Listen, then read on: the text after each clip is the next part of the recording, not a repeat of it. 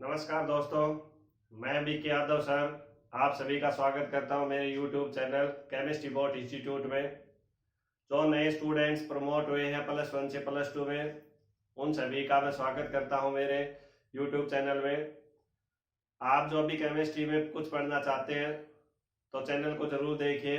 इसमें हम board based और भी इम्पोर्टेंट जो कंपटीशन एग्जाम की जो कुछ तैयारी होती है उनको भी करवाते हैं।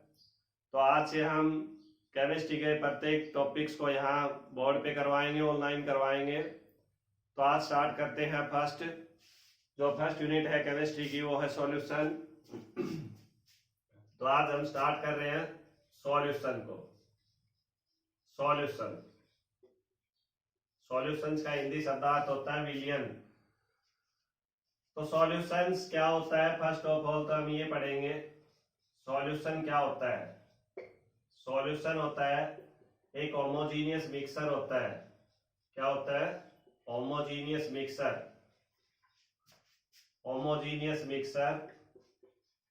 ऑफ टू और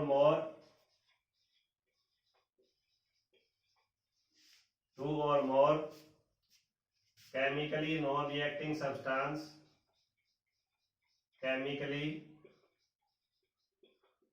रिएक्टिंग सब्सटेंस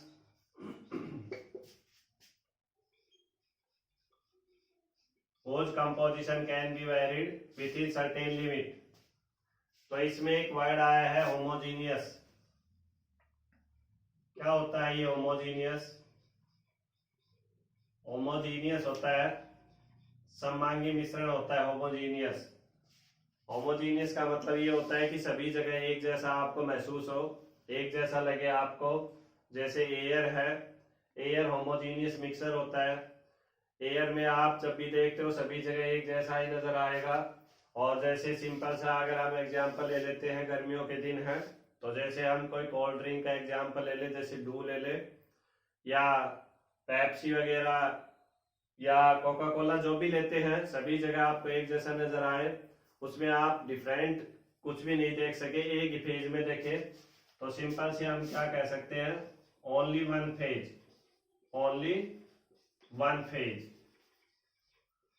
और इसका मतलब क्या है कि केमिकली नॉन रिएक्टिंग का मतलब ये है कि ये जो भी सब्सटेंस आप इसके अंदर डिसॉल्व कर रहे हो वो आपस में रिएक्शन नहीं करेंगे। केमिकली नॉन रिएक्टिंग सब्सटेंस होते हैं वो।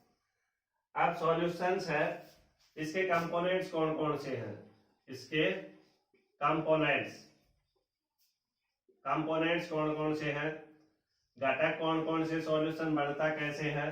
तो ये है दोस्तों, देखो सॉल्यूशंस के कंपोनेंट होते हैं, एक तो होता है सॉल्यूट और एक होता है सॉल्वेंट।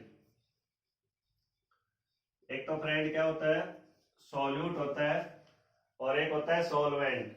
सॉल्यूट और सॉल्वेंट क्या होते हैं?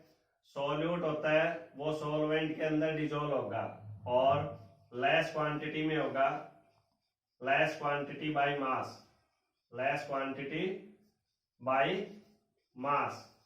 द्रव्यमान के हिसाब से जो सब्सटेंस लिया जाता है और जो सॉल्वेंट में डिसॉल्व किया जाता है उसे बोलते हैं सॉल्यूट। सॉल्यूट का हिंदी शब्दार्थ होता है विलेय और सॉल्वेंट का होता है विलायक। और दोनों आपस में कंप्लीटली मिसेबल हो जाती है तो क्या बनता है, सॉल्यूशन। तो इसका क्या होता है, लार्ज क्वांटिटी बाय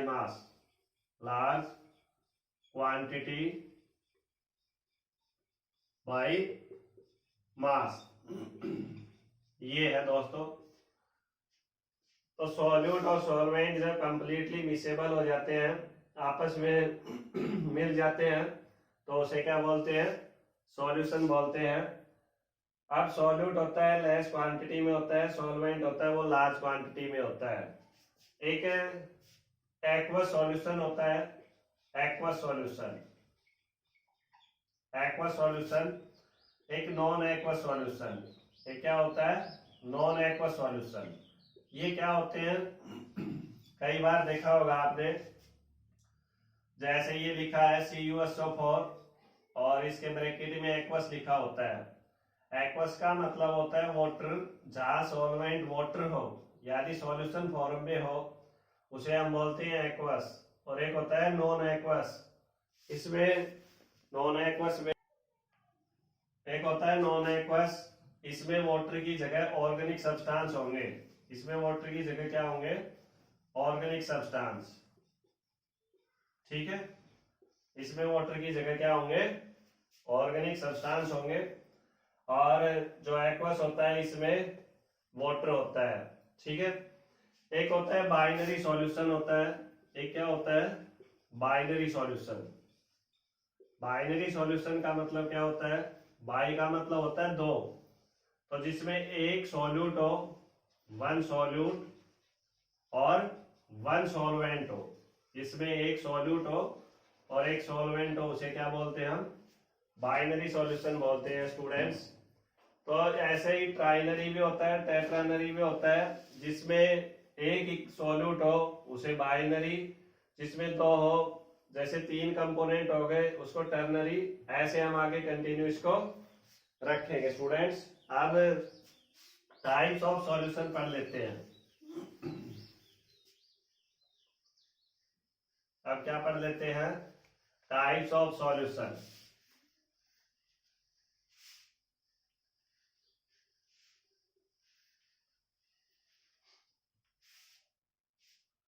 अब क्या है हमारा नेक्स्ट टॉपिक है? Types of solution based upon nature of या फिजिकल स्टेट ऑफ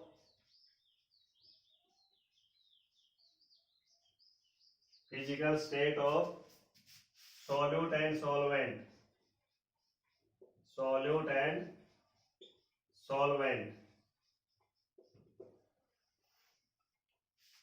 तो जो सॉल्यूशन होते हैं फिजिकल स्टेट, जो सॉल्यूट और सॉल्वेंट के होती है, उनके बेस्ड के ऊपर ये 9 टाइप्स के होते हैं। 9 टाइप्स के होते हैं, 9 टाइप्स के। अब जैसे एक तरफ हम ले लेते हैं सॉल्यूट, फिर सॉल्वेंट, और यहां एग्जाम्पल ले लेते हैं सॉल्यूशन के एग्जाम्पल्स। अब सॉल्वेंट की लार्ज क्वांटिटी लेनी है आपने, सॉल्वेंट की। तो इसमें सबसे पहले हम ले लेते हैं सॉलिड। सॉलिड ले लिया, तीनों सॉलिड के ले लेते हैं इसमें। फिर लिक्विड, और लिक्विड्स। ठीक है, उसके बाद गैसेज, गैस और गैस। ठीक है, अब इनमें सॉल्यूट जो डिसॉल्व करते हैं, वो सबसे पहले हम सॉलिड ले लेंगे, फिर लिक्विड,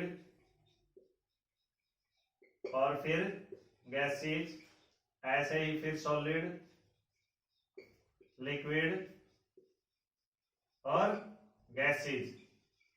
ऐसे ही सॉलिड, लिक्विड और गैसेज। तो ये तीन तो ये हो गए, तीन ये और तीन ये। ऐसे करके टोटल 9 टाइप्स के जो सॉल्यूशन बनते हैं। सॉलिड को सॉलिड के अंदर डिसॉल्व करेंगे, लिक्विड को सॉलिड के अंदर डिसॉल्व करेंगे, गैस को सॉलिड के अंदर डिसॉल्व करेंगे, फिर सॉलिड को लिक्विड के अंदर, लिक्विड को लिक्विड के अंदर, गैस को लिक्विड के अंदर, और फिर solid in gas, liquid in gas, gas is in gas. ठीक है स्टूडेंट्स, एग्जाम्पल ऐसे लेने आपने जो होमोजीनियस मिक्सर बनाते हैं, जैसे solid in solid. Solid in solid का क्या एग्जाम्पल है? जैसे अलॉय है, अलॉयज। जितने भी मिश्र धातुएं हैं, जितनी भी मिश्र धातुएं हैं स्टूडेंट्स, वो सॉलिड इन सॉलिड का एग्जाम्पल होते हैं। अलॉय क्या होते हैं? एक होमोजीनियस मिक्सर होता है। सॉलिड इन सॉलिड यानी मेटल इन मेटल्स या मेटल इन नॉन मेटल्स। जैसे इसमें हम एग्जाम्पल क्या है? ब्रास ले लिया। ब्रास किसका कंपोजिशन होता है? Cu plus Zn। ये 60%, ये 40% होता है स्टूडेंट्स। तो ये क्या होता है? एक सॉलिड मिक्सर होता है। ऐसे ही अगर हम बात कर ले लिक्विड इन सॉलिड की, तो लिक्विड की मात्रा कम और सॉलिड की मात्रा ज्यादा। तो ऐसा कुछ हमारे दैनिक जीवन में एग्जाम्पल होते हैं, जैसे हम अपने घरों में यूरिया का कट्टा लेके आते हैं और वो पसीज जाता है, तो उसमें पानी की मात्रा कम होती है और सॉलिड की मात्रा ज्यादा। तो इसका एग्जाम्पल क्या है, हाइड्रेटेड साल्ट ले ले। हाइड्रेटेड साल्ट, हाइड्रेटेड साल्ट का मतलब क्या होता है, नमक का पसीज जाना। ठीक है। अब थर्ड एग्जाम्पल क्या है, गैसेज इन सॉलिड। गैसें हैं वो सॉलिड के अंदर। तो इसमें जो हाइड्रोजन गैस है H2 इन Pt, ये Pt एज ए कैटलिस्ट है, H2 गैस है ये मेटल्स के रूप में भी काम करती है। ये कौन सी प्रोसेस में यूज होती है, ये हाइड्रोजनेशन प्रोसेस में यूज होती है। कौन सी प्रोसेस में, हाइड्रोजनेशन प्रोसेस में। ठीक है स्टूडेंट्स। उसके बाद ऐसे एग्जाम्पल लिखेंगे, सॉलिड को लिक्विड के अंदर डिसॉल्व करेंगे। तो ये तो सिंपल सा है, या तो आप साल्ट डिसॉल्व कर लीजिए या ग्लूकोज डिसॉल्व कर लीजिए, और या साल्ट हो गया, ग्लूकोज हो गया, शुगर हो गया, इसको डिसॉल्व किस में करना है, वाटर में। तो इसमें जो वाटर है वो लिक्विड है, और इन तीनों में एक कोई सा भी एग्जाम्पल आप लिख सकते हो स्टूडेंट्स। ये सारे सॉलिड के एग्जाम्पल हैं और ये लिक्विड का एग्जाम्पल है स्टूडेंट्स। उसके बाद लिक्विड इन लिक्विड, जो डिसॉल्व कर रहे हो वो भी लिक्विड होना चाहिए और जिसके अंदर डिसॉल्व कर रहे हो वो भी लिक्विड। तो जैसे हमने इथेनॉल ले लिया C2H5OH और प्लस क्या ले लिया, वाटर ले लिया स्टूडेंट्स। ठीक है। उसके बाद गैसेज इन लिक्विड्स, जो गैसेज है उसको किस में डिसॉल्व करना है स्टूडेंट्स, लिक्विड्स में। तो देखो इसमें जैसे ऑक्सीजन होती है, ऑक्सीजन इन वाटर, पानी के अंदर जो ऑक्सीजन की मात्रा होती है वो घुली हुई ऑक्सीजन होती है जिसकी मात्रा बहुत ही कम होती है, क्वांटिटी पानी के अंदर बहुत कम होती है। ठीक है। उसके बाद बात कर लेते हैं ये थ्री टाइप्स के जो सॉल्यूशन, जिसमें सॉल्वेंट गैसेज है, इन तीनों में लिक्विड था, इन तीनों में सॉलिड था। तो यहाँ हम आपको एग्जाम्पल के अनुसार समझा रहे हैं। उसके बाद बात कर लेते हैं सॉलिड, लिक्विड और गैस की। तो देखिए students, solid in gas, solid in gas का मतलब क्या है, सॉलिड है वो कम मात्रा में होना चाहिए और गैस है वो लार्ज क्वांटिटी में। तो इसमें आप क्या लिख सकते हो, iodine vapour, iodine vapour in air, iodine vapour in air. जैसे हम अपने घरों में भी जैसे कपूर वगैरह का यूज करते हैं, वो सॉलिड फॉर्म में होता है। तो जैसे उसको रखते हैं तो वो लिक्विड नहीं होता, वो सीधा गैस में कन्वर्ट हो जाता है। तो उसके जो वेपर है वो सॉलिड था, उसके वेपर किस में चले गए, गैसेज में। तो iodine vapours in air students. उसके बाद लिक्विड इन गैसेज, यानी ऐसा आपने एग्जांपल देना है जिसमें लिक्विड है वो गैस के अंदर डिसॉल्व है और चारों तरफ एक जैसा ही आपको नजर आए। तो लिक्विड इन गैसेज का एग्जांपल क्या है स्टूडेंट्स, जैसे ह्यूमिडिटी होती है, ह्यूमिडिटी आर्द्रता, जैसे सर्दियों में ओस पड़ती है, धुंध पड़ती है, तो एग्जांपल किसका है, लिक्विड इन गैसेज का। अगला है गैसेज इन गैसेज, तो ये बहुत सिंपल एग्जांपल है स्टूडेंट्स, एयर, एयर मतलब वायु है ये। तो एयर में क्या होता है, जो N2 गैस होती है वो होती है सॉल्वेंट, और कितने परसेंट, 78%, ऑक्सीजन होती है 21%, और अदर गैसेज कार्बन डाइऑक्साइड 0.03%, और अदर गैसेज में भी ऑफ इंटरेस्ट। तो यहाँ से स्टूडेंट हम देख सकते हैं जिसके अंदर डिसॉल्व हो रहा है वो भी गैस है और जो डिसॉल्व हो रहा है वो भी गैस है। तो इन सभी से स्टूडेंट्स बहुत ही जो क्लियरली आप देख सकते हो कि एयर होती है वो होमोजीनियस मिक्सचर होती है। लेकिन स्टूडेंट्स एक बात ध्यान रखना, एयर है होमोजीनियस है, कुछ टाइम के लिए हिट्रोजीनियस भी बन जाती है। कब, जैसे गर्मियों में धूल आंधी चलती है, धूल उड़ती है, आंधी चलती है, या तूफान वगैरह आते हैं, तो उसमें आपको दूर से ही नजर आ जाता है कि धूल मिट्टी एयर में है या कहीं प्रदूषण हो रखा है, तो दूर से नजर आता है। तब एयर होती है वो क्या बन जाती है, हिट्रोजीनियस मिक्सचर बन जाती है स्टूडेंट्स। तो ये 9 टाइप्स के एग्जाम्पल थे जो मैंने यहाँ बोर्ड पे करवाए हैं, आप अपनी नोटबुक में उतार सकते हो, और कुछ इसमें क्वेरी रह जाती है तो आप सीधा मैसेज कर सकते हो। तो स्टूडेंट्स ये आज का टॉपिक था हमारा, और आगे हम कंटिन्यू रखेंगे। 1-2 दिन बाद इसकी अगली वीडियो बनाएंगे, तो तब तक हमारे साथ जुड़े रहिए और हमारे चैनल को लाइक कीजिए, सब्सक्राइब कीजिए, और जो 12th स्टैंडर्ड में जो भी स्टूडेंट अब हुए हैं उनको ही शेयर कीजिए ताकि वो भी इस चैनल से जुड़ सके। Thank you.